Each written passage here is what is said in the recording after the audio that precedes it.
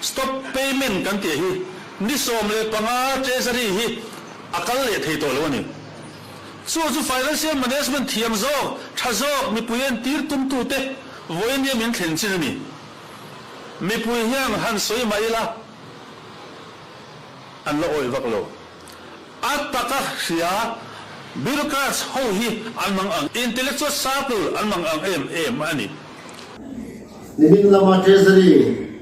khar ni anga thu thang social media dar vak mai kha koi ka te le mai ai zo south treasury apo nimin lama chuan in bill vai bel che chuang zet mai kan release treasury khar ngi ti kan soi duwa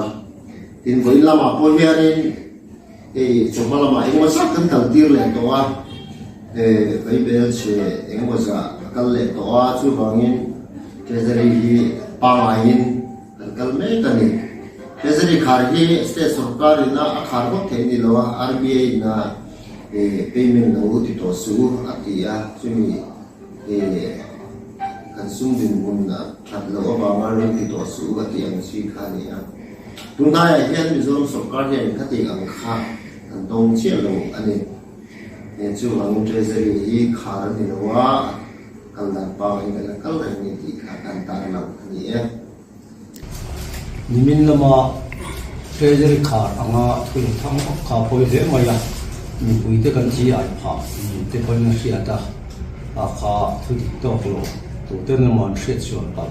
lo sen chon ni mai na langa wa to na ma sai kan sai do chu mi pui te kha lo chi ai do ri kan nge ni chu ni tin payment hi tu na ya treasury khar om lo payment hi kan pe char chara tin kan ho tu te lo ma tang point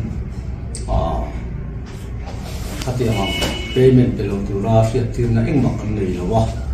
tin daily ceiling ka han tiang hi tu nai mai a phei chuan a fan pa min siam lawa tin den chen tak chungin a tu da na in payment hi kan pe a tang chuan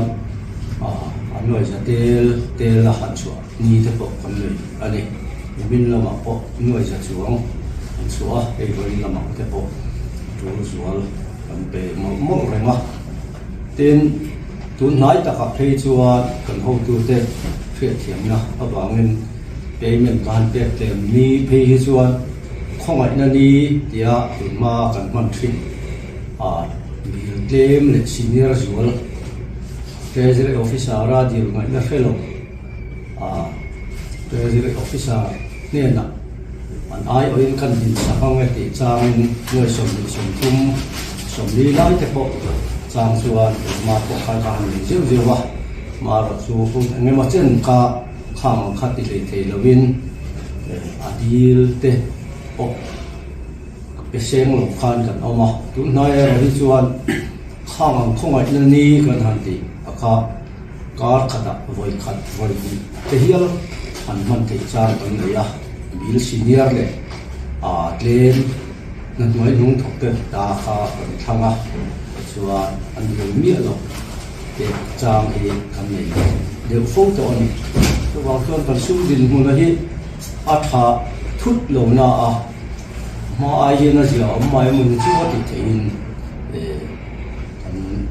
kal mek ni te pon kan thria in treasury khar ti hrim hrim hi RBI thu ni na dia RBI payment stop ante hi lai treasury a to thu wa hian chu piang tak chu om lo wa pe thei lo chan le chu nei mai la RBI lama payment stop